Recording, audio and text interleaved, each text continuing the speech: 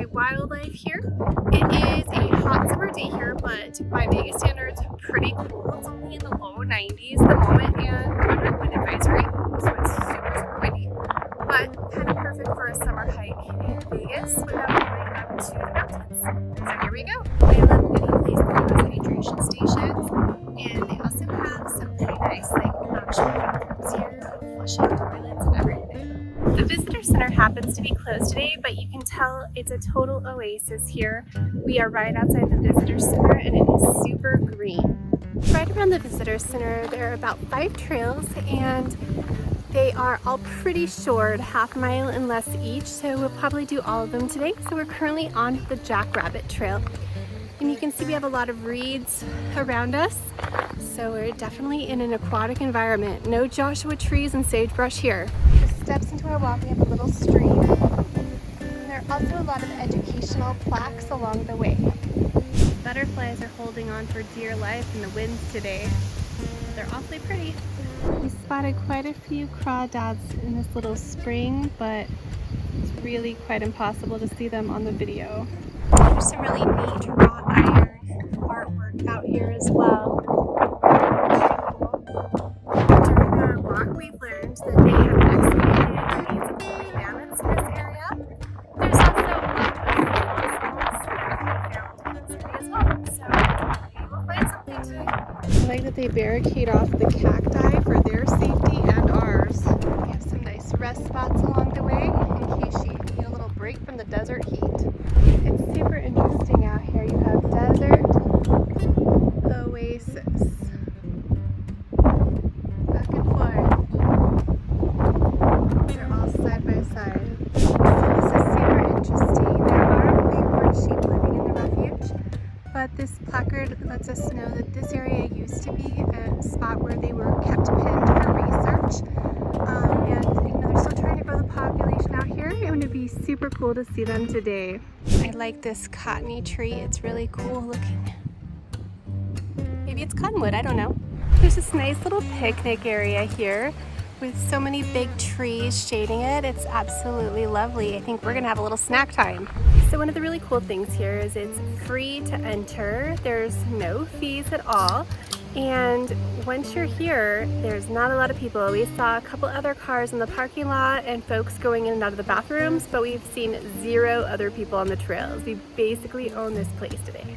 All right, this cabin was built in the early 1920s from railroad ties secured with railroad spikes. So it's kind of a cool piece of history located here within the park. All right, I see another lizard. There's lots of them out here.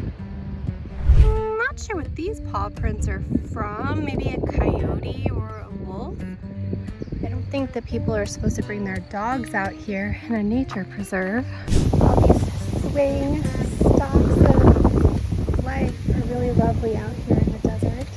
Flowers, yay! They're really pretty. We've now entered the obstacle course portion of our walk. Just a couple little bridges, currently no water involved in them, but the plants seem to want to infiltrate the trail. This yellow plant is pretty cool looking, I like it. This is super fun, and I'm pretty sure not native, but we definitely have some little melon action growing here. So, don't know how that got here, maybe somebody's picnic. Scott with his eagle eyes has found that there's actually a whole bunch of little melons here. As we span around, we can see them growing all over the place. Despite seeing a lot of green on this hike, we have not seen a ton of water. So here you go, here's a little bit of water. We found another melon plant, but this one looks like it's still in bloom. We've got the flowers going on down here. We've got a little babbling brook here. Super cute. Right, we got a pomegranate tree here. It's pretty loaded down. There's actually signage that says it's for the birds and not to pick, and they really seem to enjoy it based on the remains on the ground here. We've got a really spread out apple tree here too. It's super loaded down, so when they mature later in the season, this is going to be some good food for the birds. Alright, you can see this crawdad really well.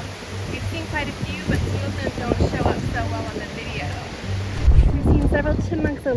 but no large mammals except for the statue of one. I've still got my fingers crossed for later. Alright, so there is a fairly large reservoir here. It's definitely man-made, that's quite obvious. And there was a sign earlier that said not to desert your fish here, so they don't want you to leave your fish behind. We do have another big crawdad here, not sure if you can see it, climbing up the side of this piece of concrete. They are all over the place here. So we've read that there's over 700 plant species in the refuge, and of those, a significant amount, over 50, are non-native. So I'm gonna guess my watermelons weren't meant to be here. And we also read that the crayfish or crawdads are infiltrators that they would like to keep away if they could. Today we just scratched the surface of the Desert National Wildlife Refuge in the little mini trails around the visitor center. There are several other trails as part of this very large wildlife refuge. Some of those are accessible only by four-wheel drive, but over the fall and winter when it cools off, I want to try to hit some of the trails that are more accessible, and I'll share those with you later. Hope you can get out and visit this wonderful park. Bye!